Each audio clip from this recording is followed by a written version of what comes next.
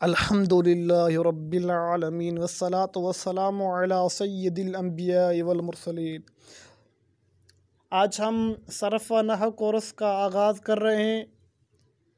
आप तलबा को गुजारिश है कि आप सर्फ़ और नहव को अच्छी तरीके से याद कर लीजिए।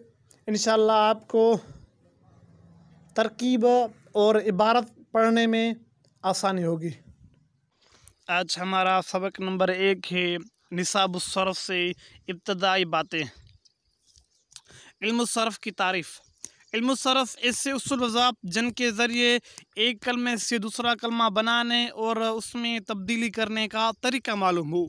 इल्मुस सर्फ़ ऐसे उसूल व क़वाइद का नाम जिनके ज़रिए एक कलमे से दूसरा कलमा बनाने और उसमें तब्दीली करने का तरीका मालूम हो।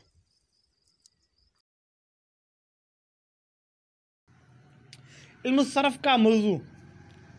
इल्मुस सर्फ़ का मौजू सीगे के एतबार से कलमा है। मौजू उसे कहते हैं जो सारी बात उस पर ही की जाए। जैसे ख़तीब कहते हैं कि हमारा मौजू शान मुस्तफ़ा है, तो ख़तीब सारे बयान में मुस्तफ़ा के शान के ऊपर बात करते हैं।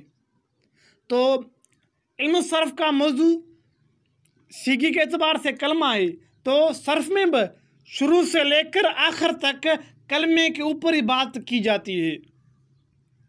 और इल्मुस सर्फ़ की गर्ज सीगों को बनाने और उनमें तब्दीली करने में ज़हन को गलती से बचाना, ये इल्मुस सर्फ़ की गर्ज है।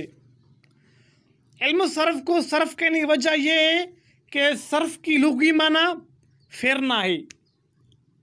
और इस इल्म में चूँकि एक कलमे को फेर कर उसकी मुख्तलिफ़ सूरतें बनाने का तरीका बयान किया जाता है, इसलिए इस इल्म को इल्मुस सर्फ़ कहते हैं।